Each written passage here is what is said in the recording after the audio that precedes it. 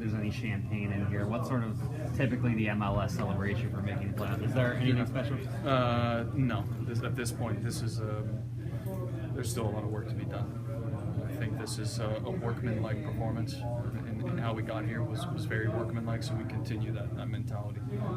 So in saying that, yeah, are we happy? Of course. But we also know in 2.5 days we've got another battle. If we happen to win that one, then we go another 2.5 days to play another battle at home. So in saying that, this is one, yeah, of course we're going to enjoy this, but there's no need for celebration in a year like that.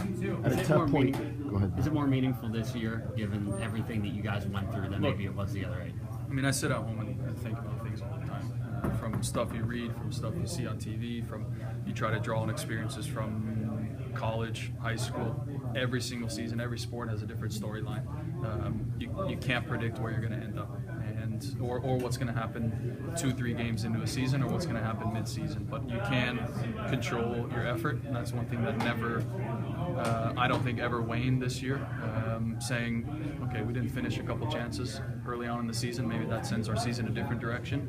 But as we sit here and reflect, it has its own course, and you kind of got to ride the wave. And if you put in the hard work, you're bound to have a good result at the end of it. So that's my view. Does it feel any more special? No. I mean, we expect to make the playoffs no matter what. It feels good to overcome certain odds, of course. It feels good to silence those who left this what they would have called sinking ship midway through the season. We'll happily have them at the stadium on Wednesday night to root us on, but like I said, every season has a different story, and you can't just jump off ship when things aren't going your way. And first and foremost, it's a family, and what do? We don't leave our family behind. After it was about midpoint, it was a tough part of the season. In front of your locker post-game, you were pretty frustrated. When you look back, are you most proud of the effort when the guys got back together and made this run? Yeah, of course. I think you can go around and shake everybody's hand. I do every day. Even when we lose, I go and shake everybody's hand and thank them for what they did that day. There's going to be certain days where maybe it wasn't there. Sometimes we all need a jolt, a kick in the ass to get us on the right track. So if that's what it takes, it's what it takes. But I've always been a believer it comes from within. So in saying that, I'm a bit naive that sometimes, it has to come from, maybe it's a couple string of poor results that motivates guys. Maybe it's sitting on the bench. Maybe it's coming out and doing extra training, mandatory. Different ways to motivate guys and to motivate a team. But one thing that's for sure is that we all collectively stayed together. I don't think there weren't any, nobody was pulling away from the group. And that being said, what is Schmetzer's biggest strengths as it has to do with the core and keeping them together? Well, listen, like I said before, he rallies the troops, and he says things in the locker room that guys can relate to and that guys can get behind, and they believe. So come a mid-season change, everybody's looking for some sort of change. What happened here wasn't rocket science. It wasn't a change of formation. It wasn't maybe a little bit changing of the training sessions. But what comes with that is a different demeanor, a different attitude, just a different voice. And okay, we all rallied behind it. I think everybody did. Put their head down and said, yeah, okay, we're going to get behind this and we're going to do this together. So in saying that, yeah, motivation comes first. Holding guys accountable, number one. Yeah, I mean, the list can go on and on. Today was a chippy game. Today was a postseason game. This is a playoff game, 100%. It was a play-in game for us, and now we play another one. So it's life or death. You're going to see the same exact thing. Fouls galore, and it's about who can finish their chances.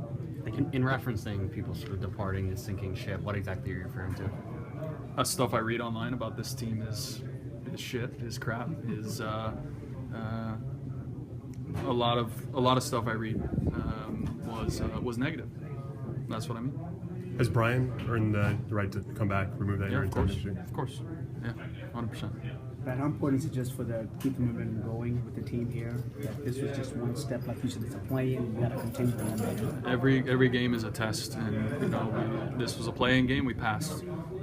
The next game is another test. It's another step in the right direction. And what guys will say is that we're not playing the best that we can even yet.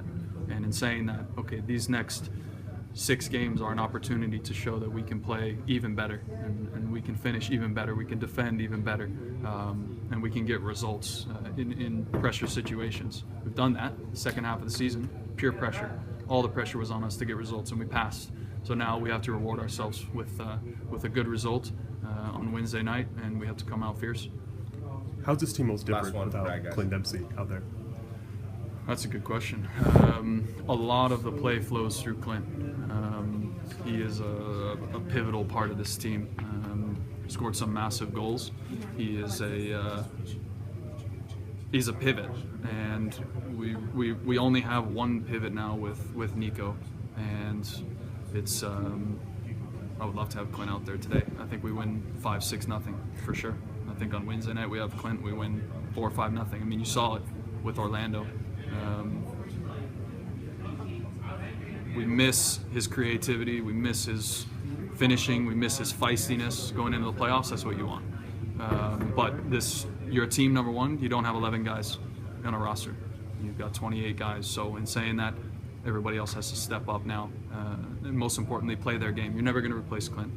So whoever steps in on that right forward role, Christian, myself, Flacco, Herc, you have to play your game. And when you do that, you give yourself a good chance. And, As you guys have done. yeah.